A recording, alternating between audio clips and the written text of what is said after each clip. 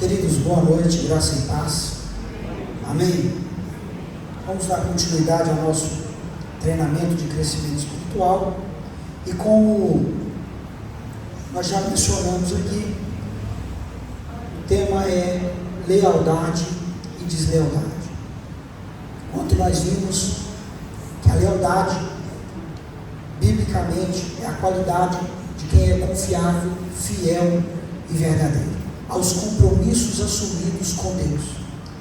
Vimos que o maior compromisso que um filho e uma filha de Deus pode assumir diante do Pai é amar ao próximo como uma resposta de amor a Deus. Vimos que aquele que não ama o seu próximo, ele está demonstrando que ele também não ama a Deus. Vimos que devemos amar o nosso próximo e assim demonstrar o nosso amor a Deus, cumprindo os mandamentos de mutualidade que as Escrituras nos ensinam: suportar uns aos outros, edificar uns aos outros, ensinar uns aos outros, aconselhar uns aos outros, não mentir uns para os outros, servir uns aos outros, como nós vimos aqui ontem. Cumprindo esses mandamentos, nós estaremos demonstrando o nosso amor ao próximo e também a Deus. Vimos que a lealdade cristã, ela se assenta sobre 3 fundamentos: a confiança, a fidelidade e a verdade. No primeiro fundamento nós vimos e fizemos a seguinte pergunta: o meu próximo, ele pode contar comigo para aquilo que as Escrituras pedem para eu fazer em relação a ele? E isso de uma forma recíproca, eu dou, mas eu também quero receber dele a mesma medida que eu dou. Na fidelidade nós vimos que significa cumprir com precisão aquilo que foi me confiado como dom, a graça de Deus. E no último fundamento nós vimos que é o fundamento da verdade: a quem o nosso coração serve, a quem o nosso coração está inclinado a servir, a nossa própria vaidade, ao nosso próprio ego, ao nosso status, ao pastor da igreja, aos irmãos que querem ser vistos, notados, bajulados, ou nosso coração verdadeiramente serve ao Senhor Deus. Em cima disso, vimos ainda a importância de ser fiel. Precisamos ser fiel, precisamos ser leais, confiáveis, fiéis, verdadeiros, porque, queridos, haverá recompensa no céu. Haverá recompensa, haverá galardão. E por incrível que pareça, você vai entrar no céu, querido, como nós vimos aqui. Você corre o risco de entrar no céu, de ser salvo, porque a salvação não está embasada naquilo que você faz para Deus aqui. Ele te salvou por causa de Cristo, mas Ele te salvou para que você fosse ativo e fizesse a obra dele aqui, para que Ele te recompensasse lá. Vimos que Jesus, ele dá uma ordem clara para que a gente acumule tesouros no céu. A gente viu a exortação de Paulo, queridos, que a nossa obra será aprovada no fogo, e se ela se queimar, nós vamos ser salvos, mas nós vamos sofrer o dano. E hoje nós vamos continuar falando sobre lealdade e deslealdade. Nós vamos continuar falando desse assunto que é de extrema importância. E nós vamos dar continuidade hoje falando sobre a importância da lealdade, a importância de ser uma pessoa confiável, uma pessoa fiel e verdadeira aos compromissos que nós assumimos como filhos e filhas de Deus. Amém? Hoje eu quero falar sobre 4 coisas que tornam a lealdade extremamente importante. A primeira, a lealdade se faz importante para que o amor de Deus encha a igreja. As pessoas são atraídas pelo amor. Nós vimos isso aqui ontem. Amar é o maior de todos os mandamentos, e nós o demonstramos quando nós amamos e colocamos os mandamentos de mutualidade em prática na vida do nosso próximo. Então é importante falar de lealdade, queridos, para que o amor de Deus encha a igreja, porque as pessoas são atraídas pelo amor. As pessoas não são atraídas pela voz bonita de quem canta um louvor aqui. As pessoas não são atraídas pelas vestes bonitas do pastor, do líder ou de quem está aqui em cima. As pessoas lá fora não são atraídas para dentro da igreja, queridos, pelo fato da igreja ser bonita, dela ter bancos acolchoados, confortáveis, um bom som, uma boa mídia. Não, as pessoas são atraídas por causa do amor, do cuidado que elas querem receber. Elas querem ser amadas, notadas, vistas, porque o mundo não faz isso com elas lá fora. O amor que muitas pessoas recebem lá fora é um amor, querido, é um amor interesseiro, não é um amor verdadeiro. E essa pessoa, ela vem aqui esperando receber um amor verdadeiro, o amor de Cristo, o amor ágape, querido. E nós precisamos falar de lealdade por causa disso. Abra comigo, nós já lemos esse texto, mas eu quero ressaltar esse texto aqui, João 13, 35. João capítulo 13, verso de número 35.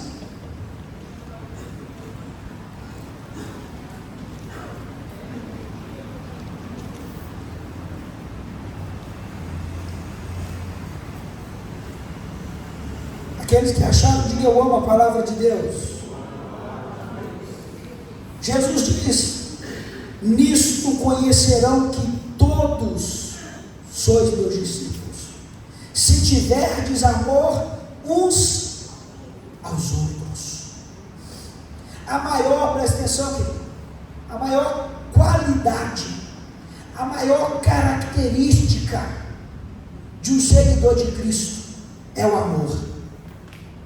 Se nós não formos reconhecidos pelo amor, a nossa missão está sendo falha nessa terra. Se as pessoas não verem o amor de Cristo em nós, se nós não resplandecermos em nossas obras, em nossas vidas, o amor de Deus, o nosso propósito aqui na face da terra não tem sentido. Não tem sentido. Então, se nós queremos uma igreja cuja marca seja o amor de Deus, expresso, manifesto na vida do outro, do próximo, ao próximo, nós precisamos falar de lealdade, porque você, como nós vimos aqui ontem, você precisa ser leal a Deus e ao compromisso que você assumiu com Ele, de amar Ele acima de todas as coisas e o seu próximo como a ti mesmo, em demonstração de amor a Deus. Apocalipse, abra comigo.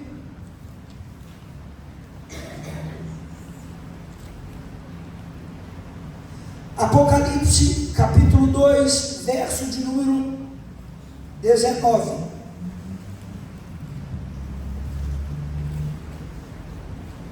Uma igreja que ama, uma igreja que tem esse sentimento como motivação para o seu trabalho, para o seu serviço. O resultado é esse aqui, ó, que eu vou mostrar agora. Aqui João está escrevendo a igreja de Tiatira, e a igreja de Tiatira, João, da parte de Deus, diz, verso 19: eu conheço as tuas obras, eu conheço o teu amor, a tua fé, eu conheço o teu serviço, a tua perseverança, e sei que as suas últimas obras são mais numerosas do que as primeiras. O que eu encontro aqui nessa igreja é tudo que uma igreja de Cristo sobre a face da terra precisa ter. O que, pastor? Motivações certas para gerar resultados excelentes. Que motivações essa igreja tinha? Primeiro, essa igreja, ela é reconhecida pelo amor. Eu conheço as tuas obras, eu conheço o teu amor. amor. A principal marca, como nós vimos aqui em João capítulo 13, verso 35, de um discípulo de Cristo era o quê? Era o amor, e essa igreja tinha. As pessoas de Tiatira, os cidadãos de Tiatira, olhavam para a igreja de Cristo que estava ali e via neles o amor de Deus. Por isso João escreve essa igreja e diz: olha, eu conheço as tuas obras, eu sei do teu amor, eu conheço o teu amor. Essa era a marca da igreja de Tiatira. As pessoas olhavam e viam o amor daquela igreja, mas não era só o amor a motivação daquela igreja. A Bíblia diz: eu conheço a tua fé. Eu conheço a tua fé. A confiança, queridos, e a fidelidade dos crentes de Tiatira não estavam naquilo que eles poderiam produzir pela força própria. A confiança e a fidelidade dos crentes de Tiatira estavam em Deus. Por isso diz: eu conheço a tua fé. Eu conheço em quem você tem depositado a tua confiança. Eu conheço a tua fidelidade. Amor e fé são marcas de uma igreja verdadeira de Cristo sobre a face da terra. Uma igreja que ama, uma igreja que deposita a sua confiança, a sua fidelidade em Deus. Não pode produzir outro resultado senão o que nós vamos ver aqui mais adiante. Mas essa igreja não tinha apenas amor e fé, queridos. Essa igreja, ela também era conhecida pela sua perseverança. Ela era conhecida pela sua perseverança. Os cidadãos de Tiatira olhavam para aqueles crentes que estavam ali e viam o quê? Viam amor. Viam amor. Viam aquelas pessoas depositando a sua confiança em Deus, sendo fiéis a Ele, e acima de tudo, via aqueles crentes ali perseverando. Perseverar, querido, aqui significa estar disposto a enfrentar tudo e todos em prol do Evangelho de Jesus Cristo. Significa estar disposto a enfrentar o que for preciso para proclamar e testemunhar do amor de Deus às outras pessoas. Isso é perseverança, coisa que nos falta nos tempos modernos. Tanta desculpa, tantas desculpas legítimas, mas tanta desculpa nós ouvimos. Estamos cansados, que não conseguimos vir à igreja, adorar a Deus, mas pegamos o nosso celular e ficamos horas passando rios no Instagram, vendo shorts no YouTube, achando que está descansando, mas não conseguimos. Estamos cansados para vir à igreja, mas não estamos cansados para ver o nosso time de futebol jogar. Estamos cansados para ver as novelas, os Big Brothers da vida. Para isso nós não estamos cansados. Para ir para o nosso futebol, para a nossa academia, para isso nós não estamos cansados. Quando nós tocamos a obra de Deus por essas coisas, nós estamos deixando de perseverar, queridos. De perseverar. Se nós quisermos uma igreja cheia do amor de Deus, se nós quisermos pessoas verdadeiramente que amam o próximo como expressão do seu amor a Deus, nós precisamos falar sobre lealdade. Porque se você deixa de estar aqui, se você deixa, querido, de fazer aquilo que Deus te chamou para fazer, você está sendo desleal com Deus. Não é com o pastor Cláudio, não é com o líder da rede, você está sendo desleal com Deus. É claro, queridos, que eu não quero generalizar e ser radical aqui. É claro que nós entendemos que haverá situações sim, que você terá que por um motivo ou outro, uma circunstância ou outra, de deixar de estar presente aqui. Mas o problema é que sempre nós ouvimos as mesmas coisas das mesmas pessoas. Você não deve fidelidade apenas a nós, a autoridade da igreja. A sua autoridade, querida, a sua lealdade primeiro é com Deus. E quando você dá uma desculpa, querido, nós aceitamos, nós entendemos.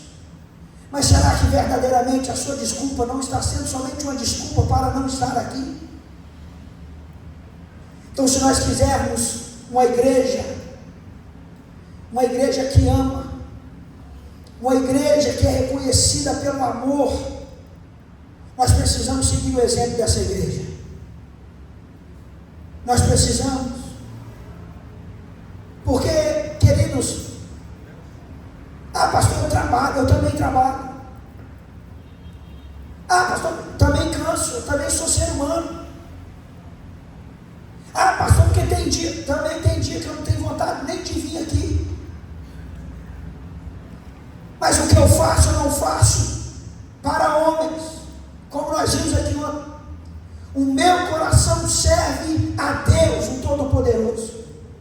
E é a minha lealdade a Ele que me faz, mesmo às vezes não querendo, mesmo às vezes cansado, esgotado como estou, sair de casa, entrar no meu carro e vir aqui cumprir aquilo que Deus me chamou para cumprir. É como Paulo diz, nós vamos ver, eu vou falar disso. Paulo fala, queridos, fala de açoites, fala de naufrágio, fala de fome que ele enfrentou, fala de escassez que ele teve que passar. Mas ele diz: em tudo isso eu permaneci fiel e Deus me sustentou em todas as coisas, porque eu sou mais do que vencedor em Cristo Jesus que me fortalece. Então, às vezes, é isso, porque nós somos seres humanos. Nós somos seres humanos, mas nós precisamos entender, querido, que o nosso descanso não é aqui, a nossa herança não é aqui. Nós estamos aqui, mas nós somos cidadãos do céu, do novo céu e de uma nova terra. Nós somos filhos e filhas de Deus e nós estamos aqui com um propósito. Pastor, mas eu já estou velho. Não, meu querido, você pode estar da idade que você está. Se Deus não te recolheu, é porque ainda você tem um propósito sobre a face da terra. O dia que você não tiver utilidade para Deus aqui, Deus vai te recolher. Mas o dia que você continuar respirando, queridos, aqui na face da terra, com 60, 50, 80 anos, é porque Deus quer que você ainda esteja ativo na obra dele. E a sua força não vem de você, a sua força virá dele. Porque é ele que nos fortalece. Nós precisamos entender isso. Por isso falar de lealdade é tão importante. A segunda coisa, queridos, é que se nós quisermos crescer juntos, se nós quisermos que a obra de Deus cresça, se nós quisermos saquear o inferno, nós precisamos falar de lealdade. Para que haja expansão e bastante frutos, teremos de aprender a servir unidos, a servir juntos, no ministério com o dom que Deus deu para cada um de nós. Sabe por quê, querido? Porque o pastor Cláudio, apesar de ser um pastor, ele não tem todos os dons. Apesar do pastor Paulo ter um dom, eu também não tenho todos os dons. Ninguém tem todos os dons. Foi por isso que Deus deu dons específicos a uns e a outros. Porque a metáfora da igreja de Cristo, uma das metáforas da igreja de Cristo, é que a igreja é o corpo de Cristo. E como o tem vários membros, cada membro tem a sua função. Então o pastor Cláudio, ele não dá conta de fazer tudo que precisa ser feito. Para isso ele conta com você. Os líderes de rede, a mesma coisa.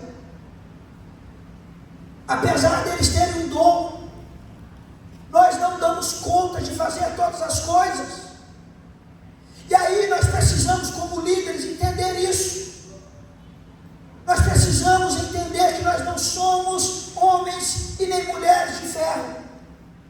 Nós precisamos aprender a delegar funções e usar o dom que Deus deu para cada um dos seus filhos e das suas filhas, para que você exerça o seu dom no seu mais alto nível, para que juntos nós possamos crescer e o nome de Deus ser glorificado, queridos. Como eu disse aqui ontem, no tocante ao recebimento dos dons, ninguém aqui é imperfeito, ninguém aqui é falho, porque Deus tem dom para cada um de nós aqui.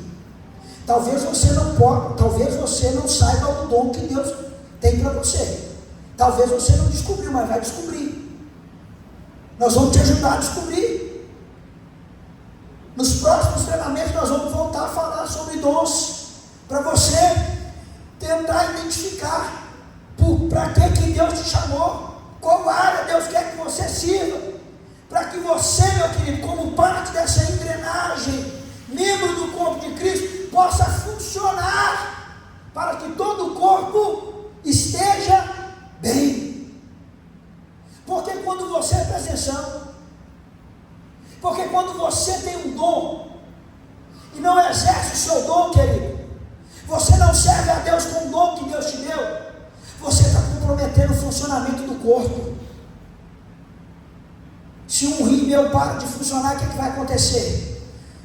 Eu vou continuar vivendo, sim ou não?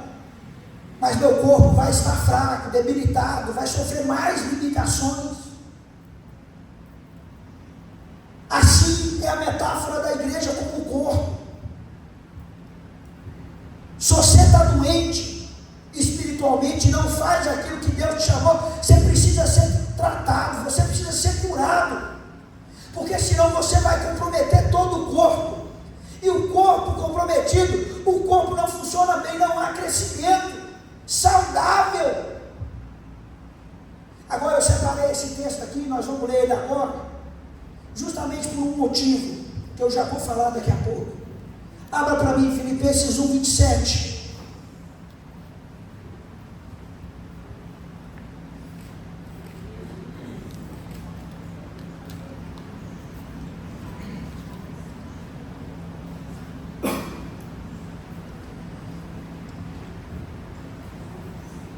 Esse texto começa no capítulo 1, verso 27, e vai até o capítulo de número 2, verso de número 11, mas nós iremos ler até o capítulo 2, verso de número 4.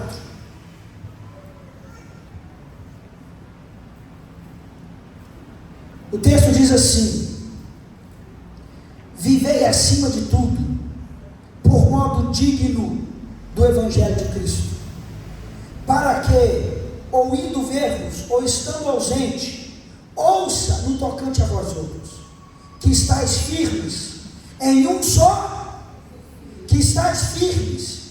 só, que como uma só alma, lutando juntos pela fé evangélica, e que em nada estáis intimidados pelos adversários, pois o que é para eles prova evidente de perdição, é para vós outros de salvação. Isso da parte de Deus, porque vos foi concedido a graça de pertencerdes por Cristo, a graça de padecerdes por Cristo, e não somente de crer nele, pois tendes o mesmo combate que vistes em mim, e ainda agora ouves que é o meu. Se há, capítulo 2, verso 1, se há, pois, alguma exortação em Cristo, alguma consolação de amor, se há alguma comunhão do Espírito, se há entreáveis afetos e misericórdias, completai a minha alegria. De que modo? De modo que pensais a mesma, tenhais o mesmo, sejais unidos de alma, tendo o mesmo sentimento. Não façais nada por partidarismo ou vanglória, mas por humildade, considerando cada um dos outros superiores a si mesmo. Não tenha cada um em vista o que é propriamente seu, senão também o qual é dos outros. E aí ele diz: tende em vós o mesmo sentimento que houve em Cristo Jesus, pois ele, subsistindo na forma de Deus, não julgou por usurpação ser igual a Deus, antes a si mesmo se esvaziou, assumindo a forma de servo, tornando-se semelhante de homens, e reconhecido em figura humana, a si mesmo se humilhou, tornando-se obediente até a morte, e morte de cruz. Até aqui Paulo começa uma exortação para a igreja de Filipenses aqui, capítulo 1, verso 27. Ele começa dizendo: olha, eu quero que vocês se comportem de um modo digno do Evangelho. Eu quero que o comportamento de vocês seja digno de um verdadeiro cristão. É isso que Paulo está dizendo aqui. Qual que é o comportamento digno do cristão? Ele diz várias vezes, repetidamente, de forma diferente, que tipo de comportamento ele queria que a igreja assumisse. Uma só fé, um só Espírito, uma só mente, para que vocês combatam juntos o Evangelho de Cristo. Combatam juntos pela fé evangélica, porque a vós foi dado não só o direito de crer em Cristo, mas também de padecer por Ele. Lá no 2 ele começa dizendo a mesma coisa. Ele fala: olha, se há algum amor, se há algum gozo, se há alguma alegria, eu quero que vocês completem aquilo que eu comecei em vocês. Como? E aí ele volta a falar. Ele diz: eu quero que vocês tenham o mesmo amor, eu quero que vocês fiquem unidos de alma, que vocês tenham o mesmo sentimento, de forma diferente. O que Paulo está tratando aqui é da unidade, da comunhão da igreja em prol do Evangelho de Cristo. Se não houver união, se não estivermos na mesma visão, no mesmo propósito, no mesmo espírito, na mesma fé, se não combatermos juntos, não haverá crescimento. Não haverá crescimento. E aí, querido, eu quero falar algo aqui. Quero falar algo, sabe por quê? Porque entra ano e sai ano.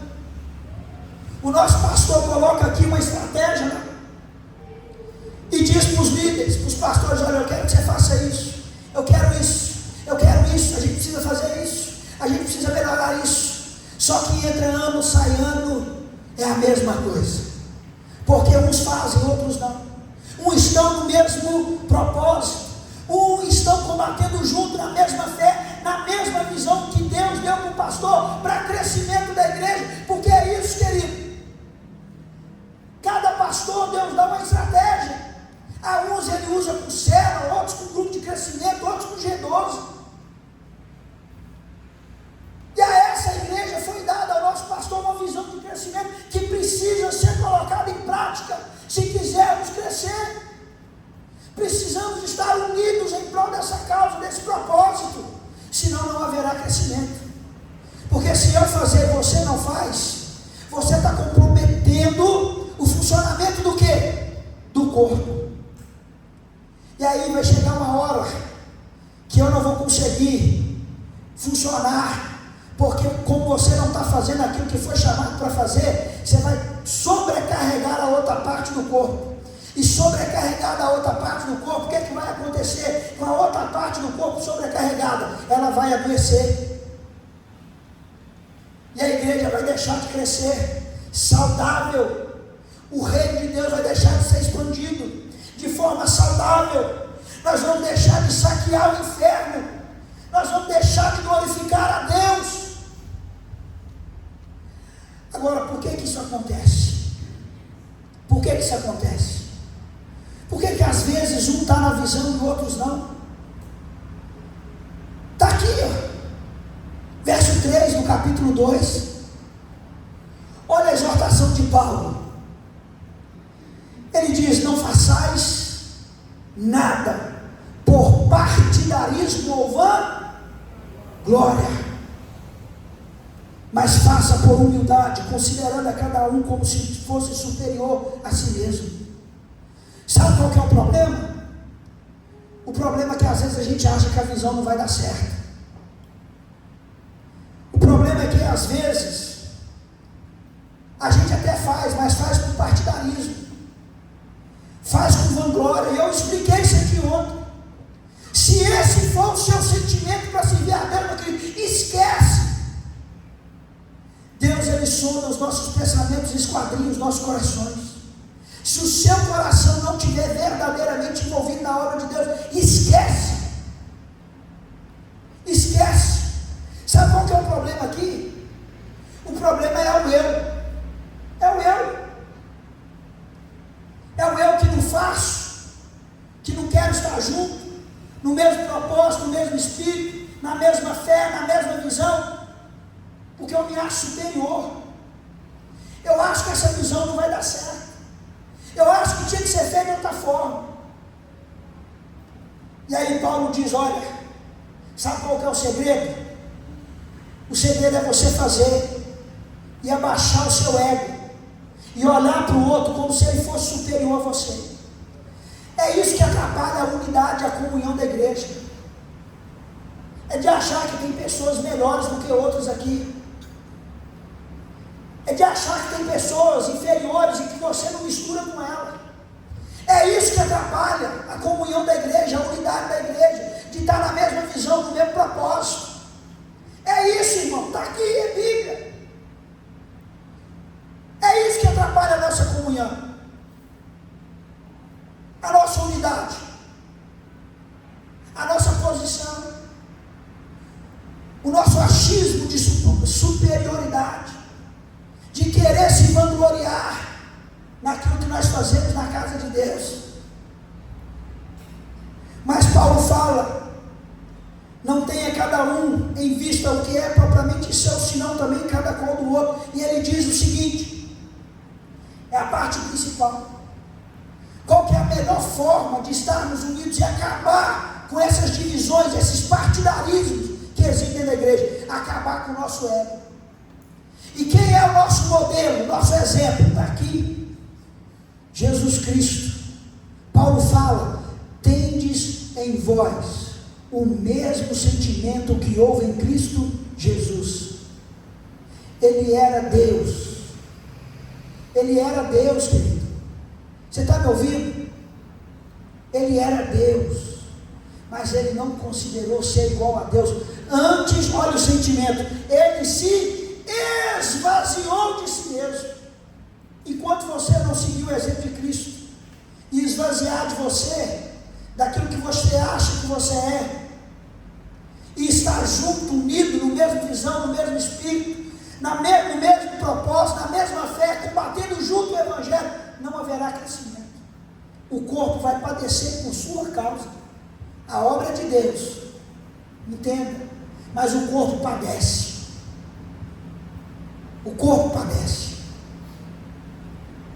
Antes a si mesmo se esvaziou, assumindo a forma não escutei. De quê? De cooperador. É isso que está escrito aqui. Ele assumiu a forma de voluntário. É isso que está escrito aqui. A palavra serve no grego doulos, significa escravo. Foi Deus, querido, que assumiu a forma de homem e decidiu servir. Então deixa eu te ensinar um negócio. Eu entendo quando a gente fala que nós somos colaboradores na obra de Deus. Eu entendo, porque ninguém é remunerado. Eu entendo. Mas o que a Bíblia diz é que nós somos servos.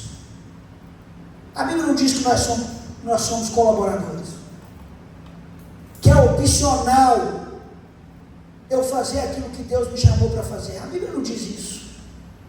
Com todo respeito, a Bíblia não diz isso.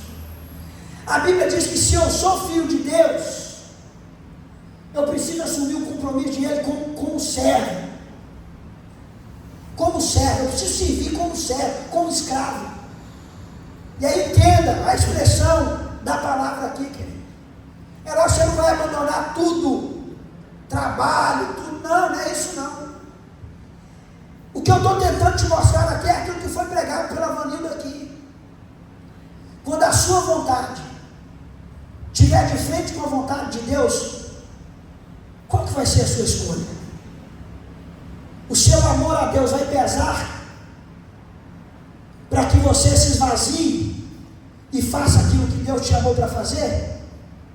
Ou você vai virar e falar assim: Deus, isso aqui pode esperar, a minha vontade é mais urgente, ela tem mais prioridade do que a sua.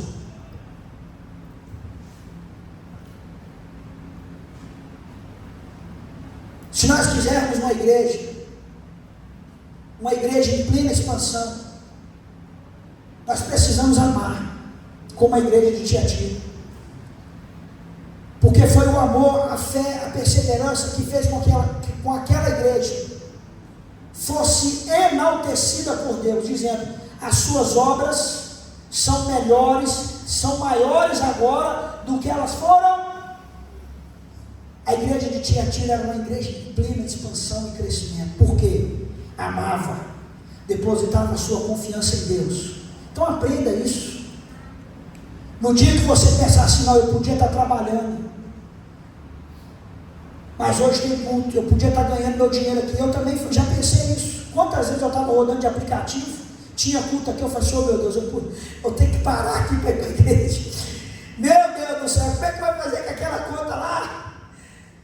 Mas eu preferi depositar a minha fé em Deus, a minha confiança em Deus, e Ele nunca me desamparou. Ele nunca deixou faltar providência na minha vida. Porque quando eu tive que tomar uma decisão e priorizar a vontade de Deus e a minha, mesmo eu precisando, o amor de Deus que me constrange, me fez depositar a minha confiança, a minha fé nele. E apesar da necessidade, eu decidi perseverar, continuar seguindo em frente para fazer aquilo que Deus me chamou para fazer. Isso era o que a igreja de Tiatira tinha, por isso ela crescia e se expandia. Isso é o que nós precisamos ter. Por isso é importante falar de lealdade, porque se você não é leal, se você não está unido, se você não está em comunhão, se você está de cara fechada para o seu irmão, querido, se você está, tudo o que nós falamos aqui ontem, a igreja não vai crescer. Infelizmente a igreja não vai crescer. Agora, quando estivermos unidos,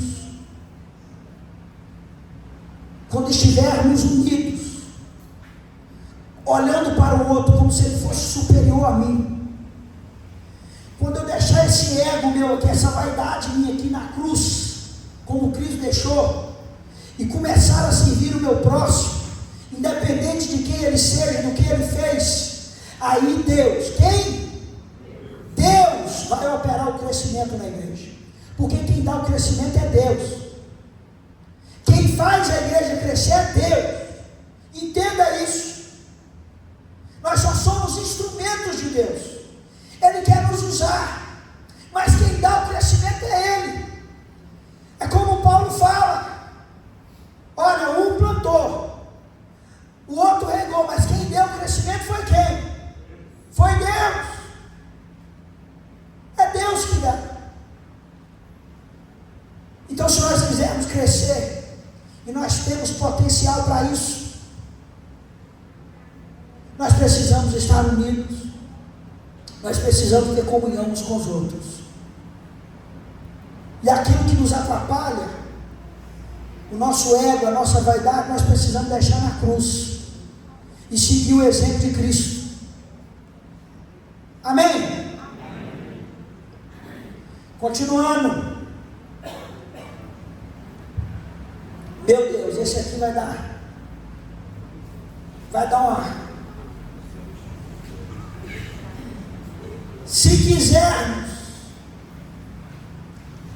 quisermos encher a igreja do amor de Deus e ser reconhecido por essa principal característica, se quisermos crescer unidos na mesma fé, tendo um só espírito, uma só alma, um só propósito, combatendo junto o evangelho, nós precisamos falar de lealdade, sabe para quê? Para lutar contra a quinta coluna. Pastor, que negócio é esse de quinta coluna? Alguns aqui já sabem o que é a quinta coluna. Quem já viu aqui aquele filme Cavalo de Troia? Quem já viu? Troia. O que eles fizeram para vencer o inimigo, que era indestrutível pelo lado de fora? Eles deixaram um cavalo de madeira de presente grego. Fingiram que foram embora, colocaram o cavalo lá dentro, plantaram o inimigo lá dentro. Se quisermos crescer, nós precisamos falar de lealdade para combater a quinta coluna. Sabe por quê, querido? Porque o diabo é um especialista em destruir a igreja, trabalhando do lado de dentro. Deixa eu te ensinar um negócio. Na verdade, te lembrar de algo que você já sabe. O propósito de Deus para as nossas vidas, o principal, é de nos tornar homens e mulheres à imagem e semelhança de quem? De Cristo. Está na Bíblia, Efésios 4, abre comigo, Efésios 4, verso 11. Efésios 4, 11.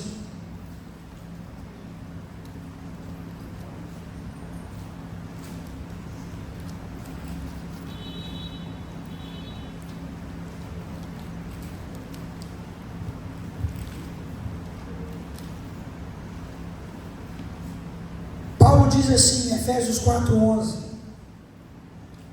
E ele mesmo concedeu uns para apóstolos, outros profetas, outros evangelistas, outros pastores e mestres,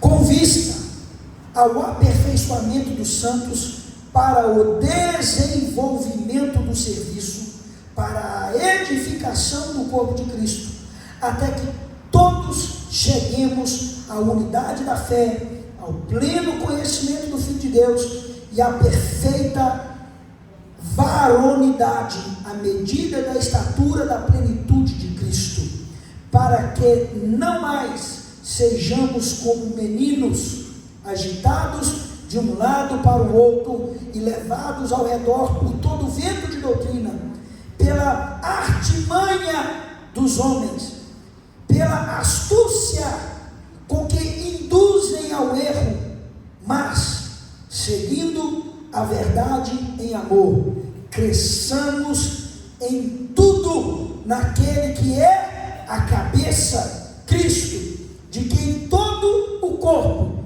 bem ajustado e consolidado pelo auxílio de toda junta, segundo a justa cooperação de cada parte, efetua o seu propósito, aumento para a edificação de si mesmo em amor.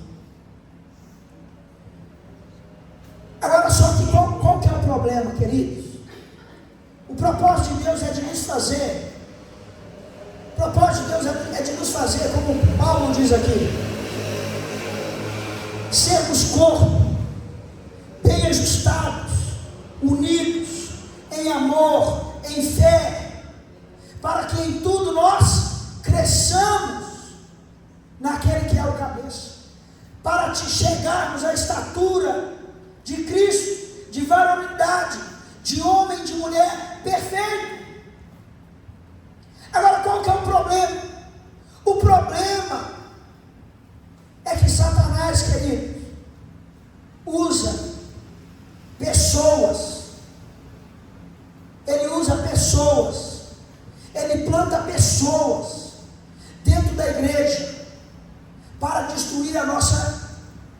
verdade, a nossa comunhão, o nosso propósito.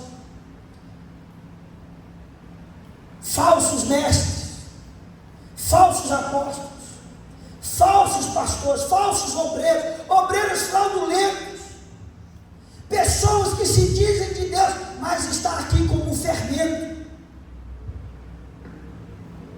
Porque uma igreja forte, querido, Satanás não consegue destruir ela do lado de fora. Então ele precisa do quê? Da quinta coluna. Ele precisa plantar pessoas aqui dentro para disseminar a discórdia, a raiva, a desunião, a falta de fé, de confiança. Essa é a quinta coluna. Olha o que Paulo fala, queridos, em 2 Coríntios.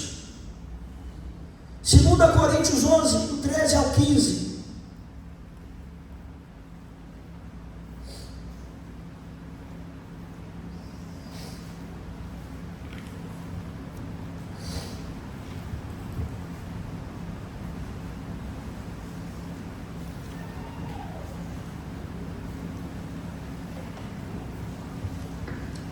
Ele diz assim, 2 Coríntios, capítulo 11, verso 13.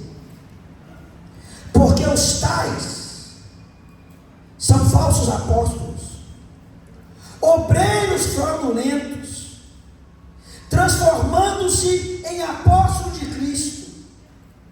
E não é, olha o que Paulo fala, não é de se admirar, porque o próprio Satanás se transforma em anjo de luz.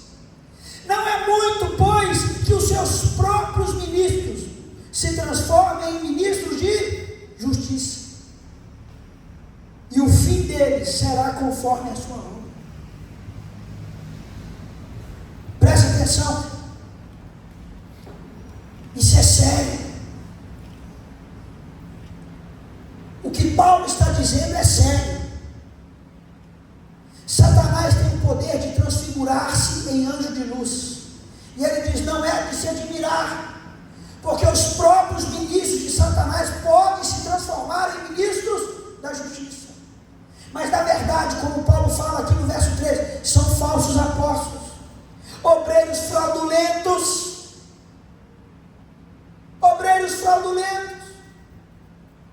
fraudam a verdade, promovem o engano para te deixar cego, perdido quanto ao seu verdadeiro propósito.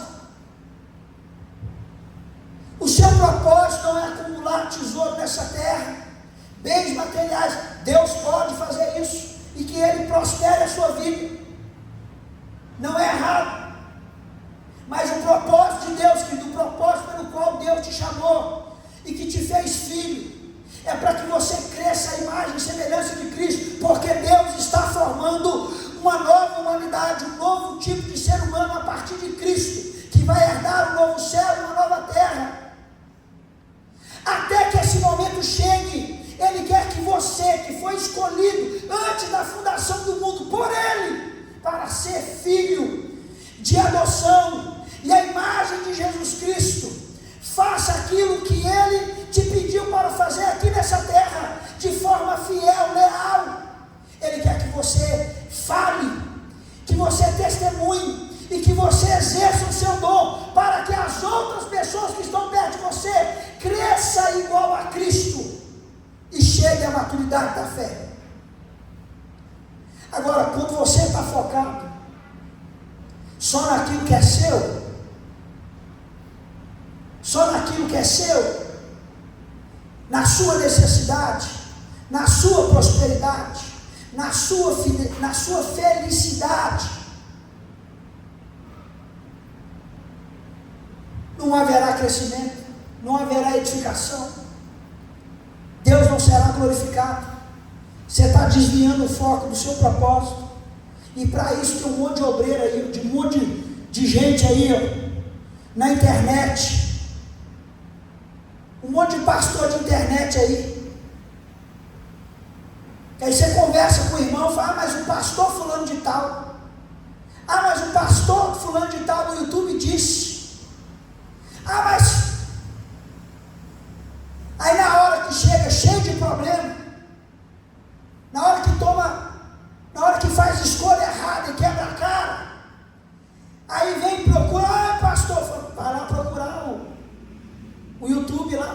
disse, que falou, né? Mas a gente não faz isso não. Dá vontade, né, pastor? A gente não faz isso não. Cuidado, meu querido, deixa eu te falar uma coisa. Lá em Mateus 24, fala que um dos sinais, vou te dar o texto, para você sair daqui com o texto. Mateus 24,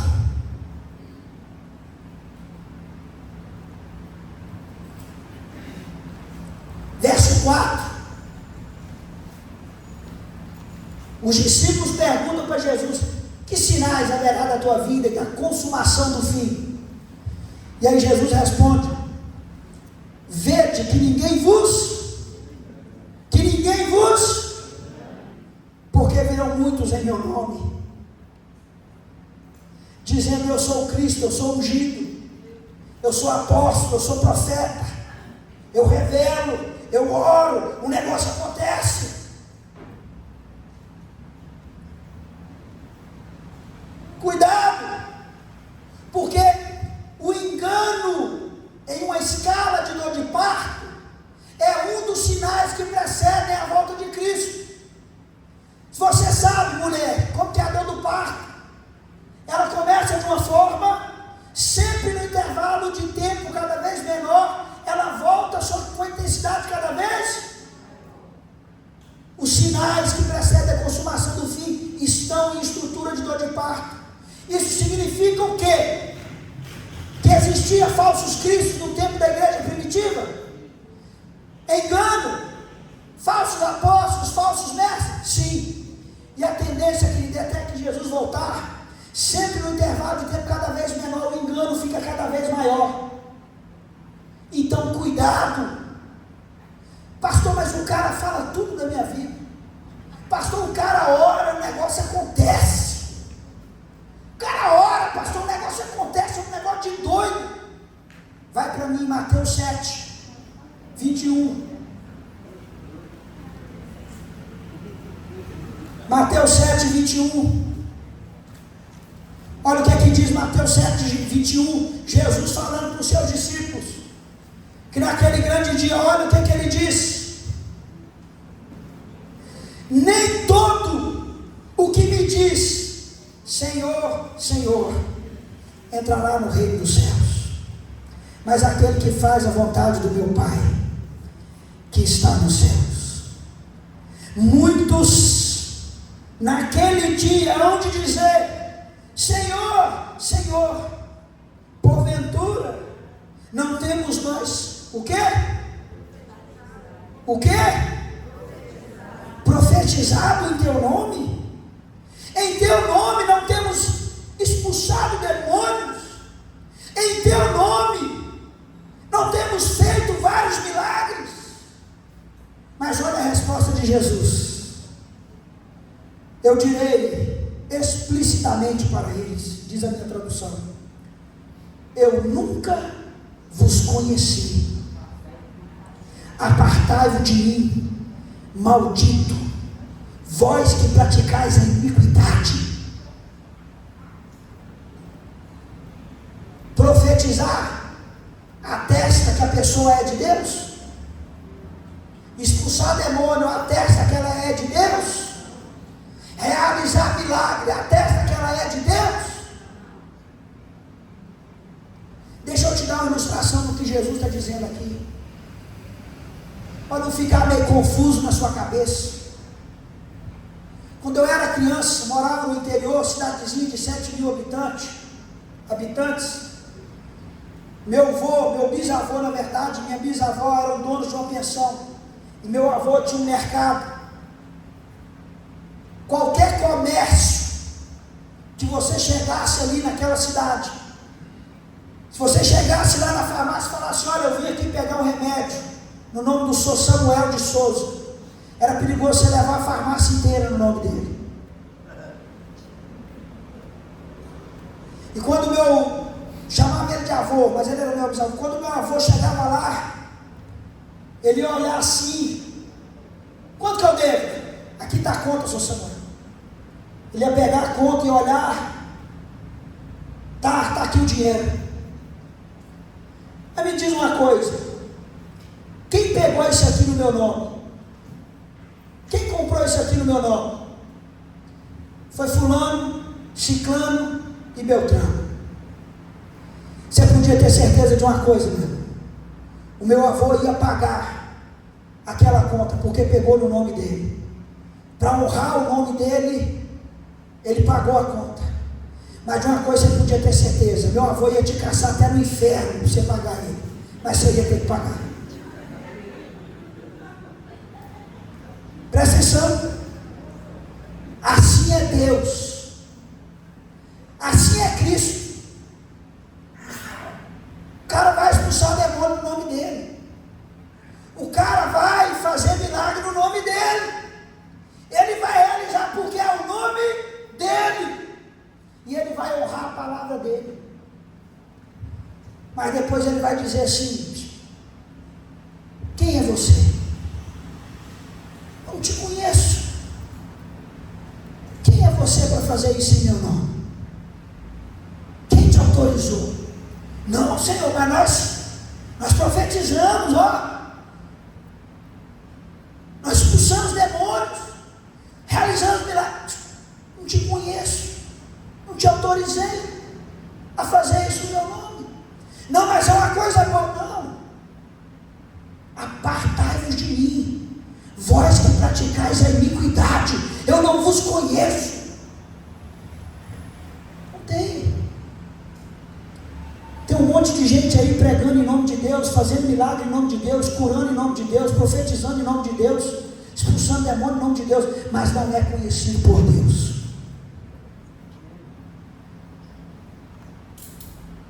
Cuidado com a quinta coluna. Eu separei um texto, Apocalipse 2,6. Fala de textos, de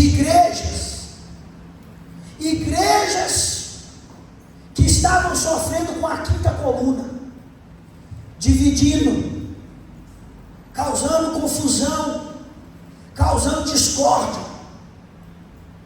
Está lá, ó. Apocalipse 2,6. Apocalipse 2,14, Apocalipse 2,20, está lá, anota para você estudar o texto, está lá. É numa hora assim, sabe, que eu entendo a palavra de Paulo, pastor, que Paulo diz para a igreja assim: eu, de muita boa vontade, me gastarei e me deixarei gastar pelas vossas almas, ainda que amando-vos cada vez mais, seja menos amado. Agora eu entendo por que Paulo fala isso. Sabe por quê? Porque nem todo mundo quer ouvir a verdade do Evangelho de Cristo. E o pastor, que é pastor por amor, que zela, que cuida da ovelha, ele vai ter que exortar, vai ter que repreender. Se for preciso, vai ter que quebrar a perna, de colocar nas costas. E ele não vai ser muito amado por isso, não. Mas é o que Paulo diz: eu vou me gastar, eu vou me deixar gastar pelas vossas almas. Ainda que amando-vos cada vez mais, seja menos amado, eu vou cumprir o meu ministério. Eu vou bater na hora que tiver que bater, eu vou exortar na hora que tiver que exortar, vou corrigir na hora que tiver que corrigir, eu vou falar a verdade, ainda que doa, ainda que você fique chateado, porque é isso que nós fazemos, e é isso que nós estamos fazendo aqui. Há vários anos nós estamos identificando problemas crônicos aqui, e nós precisamos agora acabar com isso. E nós queremos acabar sem ofender você, sem atacar você. Nós queremos atacar o problema, meu irmão. O problema da falta de união, da falta de propósito, da falta de visão, do partidarismo. Esse é o problema que nós queremos atacar. Nós não queremos atacar você. Aceita essa repreensão, aceita essa exortação. com amor, para que em tudo nós possamos crescer em Cristo, que é o cabeça, para que em tudo nós possamos servir cada um com o seu dom, e o nosso Deus ser glorificado no céu, e o inferno ser estremecido. Por isso nós precisamos falar de lealdade.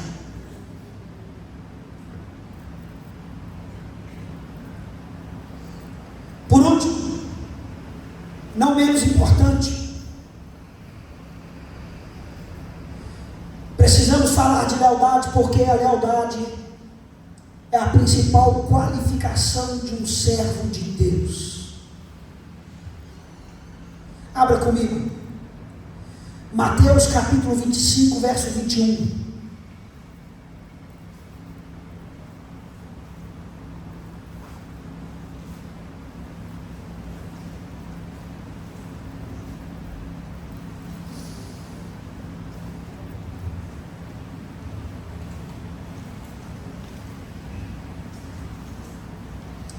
Mateus capítulo 25, verso 21, diz assim: disse-lhe o Senhor: muito bem, servo bom e fiel, fostes fiel no, sobre o muito te colocarei, entra no gozo do teu Senhor. Esse texto, depois você pode estudar ele em casa, fala da parábola dos talentos. Deu 3 talentos, 5 talentos para um, 3 talentos para outro, 1 talento para um. Multiplica isso. O que chegou com mais falou assim: olha, tudo que você me deu eu multipliquei. Ele disse: servo bom e fiel.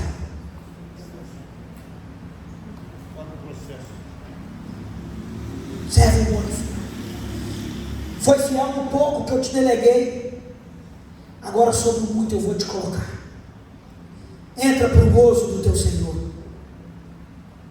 O outro a mesma coisa, servo bom e fiel, foste fiel no pouco, no muito eu vou te colocar. Entra para o gozo do teu Senhor. Mas aí vem aquele que recebeu o dom, o talento, não multiplicou, enterrou ele. Ele é repreendido, ele é exortado, e ele não é chamado de servo bom e fiel.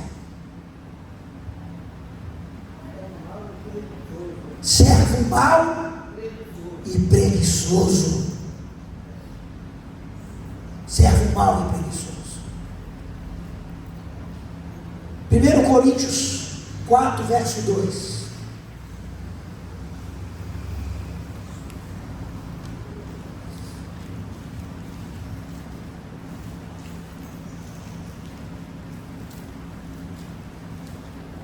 1 Coríntios, capítulo 4, verso 2. Ora, além disso, o que se requer dos dispenseiros é que cada um deles seja encontrado leal, fiel.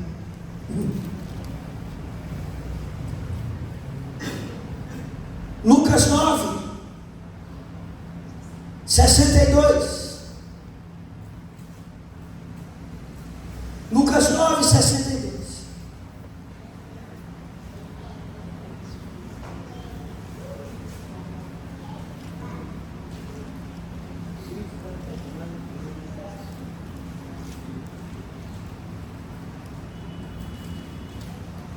Olha o que Jesus disse: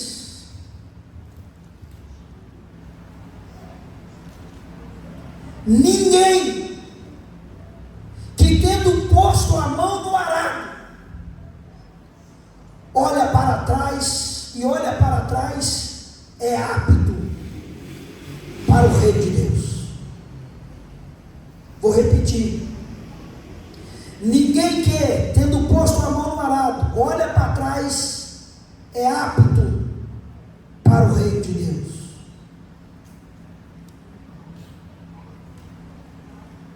Coríntios 11, 23 ao 28.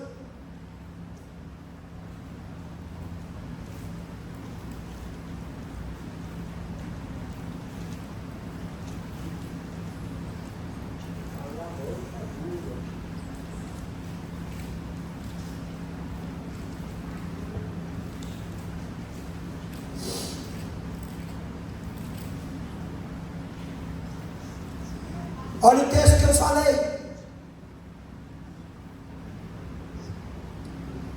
São ministros de Cristo? Fala como que fora de mim. Significa que Paulo não está falando da parte do Senhor, está falando dele mesmo. Se julga ministro de Cristo? Eu ainda mais.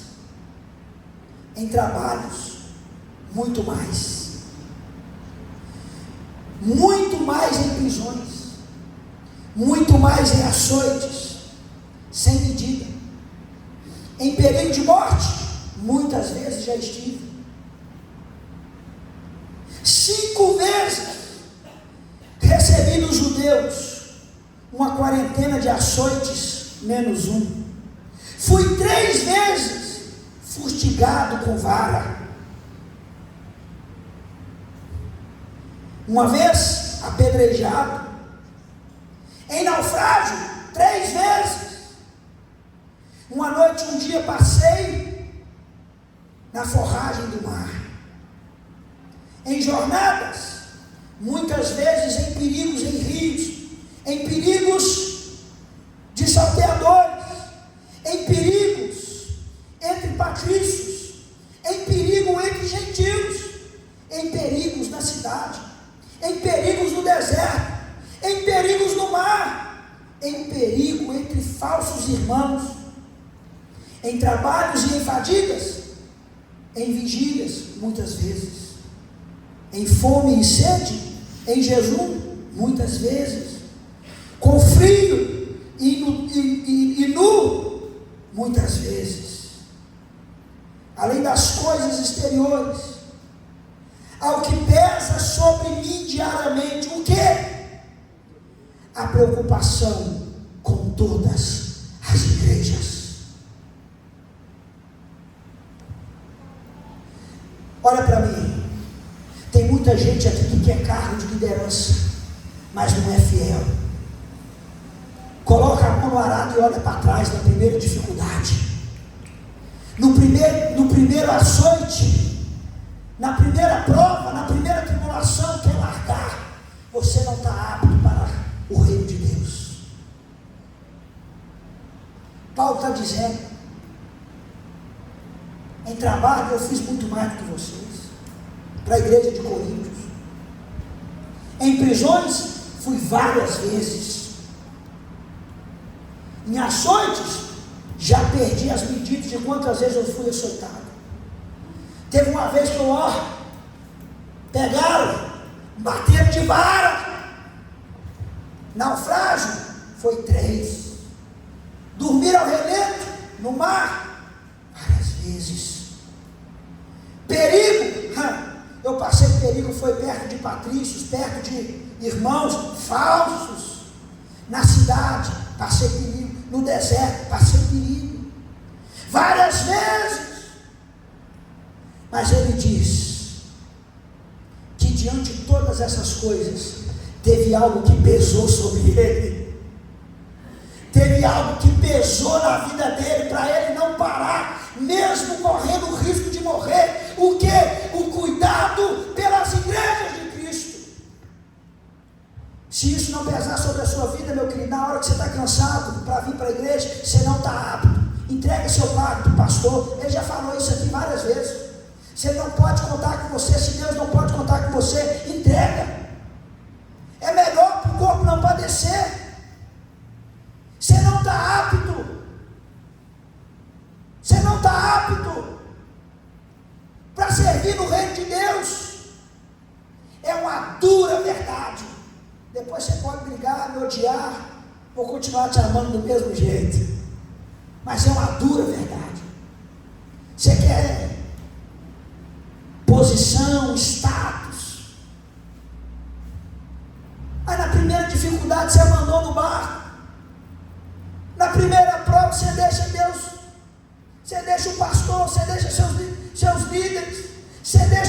irmão, do seu próximo, que está confiando em você, como nós vimos aqui, contando que você cumpra com precisão aquilo que foi colocado na sua mão, e que haja verdade no seu coração em fazer a obra de Deus, e aí você não faz. São pessoas que lançam a mão no arado e olham para trás. É uma dura verdade, mas eu tenho que falar, porque se a gente quiser crescer aqui, a gente precisa combater junto, na mesma fé, no mesmo espírito, um só propósito, uma só visão, queridos. Aí sim, você vai ver Deus operar coisas extraordinárias neste lugar. Aí sim você verá Deus operar coisas extraordinárias nesse lugar. Por isso, nós precisamos falar de lealdade. Primeiro, quem lembra? Primeiro, para encher a igreja de amor. Uma igreja não será cheia do amor se não houver lealdade. Segundo, para crescermos juntos. Se não houver lealdade, se Deus não pode contar com você, se o seu próximo não pode contar com você, para você exercer o seu dom, ensinar, aconselhar, exortar o seu irmão, edificar ele, então não haverá crescimento. Não haverá comunhão, não haverá unidade de propósito, não estaremos no mesmo espírito, na mesma visão. Terceiro, para combater a quinta coluna. Eu vou voltar a falar da quinta coluna, tá? Vai ter só um dia para falar da quinta coluna. Do desleal. Porque o desleal, ele não se torna desleal do dia para a noite. É um processo.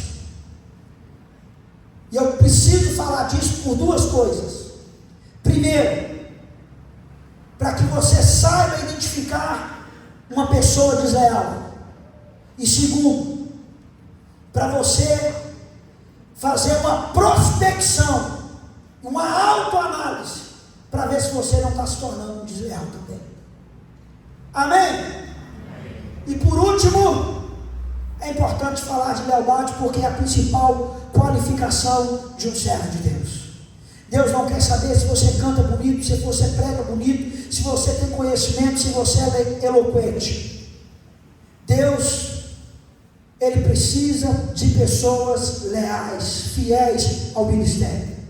Pessoas que lançam a mão no arado e não olham para trás. Mas pessoas que estejam dispostas a amar, a confiar em Deus, a depositar a sua fé em Deus e perseverar, enfrentar tudo e todos, enfrentar qualquer coisa para falar desse Deus maravilhoso, queridos, para que haja crescimento em nosso meio. Amém? Amém? Que Deus possa nos abençoar nesse dia. Estou terminando agora, faltando 5 minutos para as 9, para que você tenha a oportunidade de depositar a sua oferta, o seu dízimo aqui. Ontem nós esquecemos, mas hoje, vamos depositar aqui o nosso dízimo, a nossa oferta. Você pode dar uma oferta especial para a construção, nós ainda estamos precisando. Está ficando maravilhoso o templo lá embaixo, breve nós estaremos lá. Numa estrutura maravilhosa para servirmos a Deus e continuar servindo a Ele. Amém? Então eu gostaria, já de antemão, enquanto você pega aí sua oferta, seu dízimo, de consagrar essa oferta, esse dízimo ao Senhor, orando pela sua vida. Se você quiser, você pode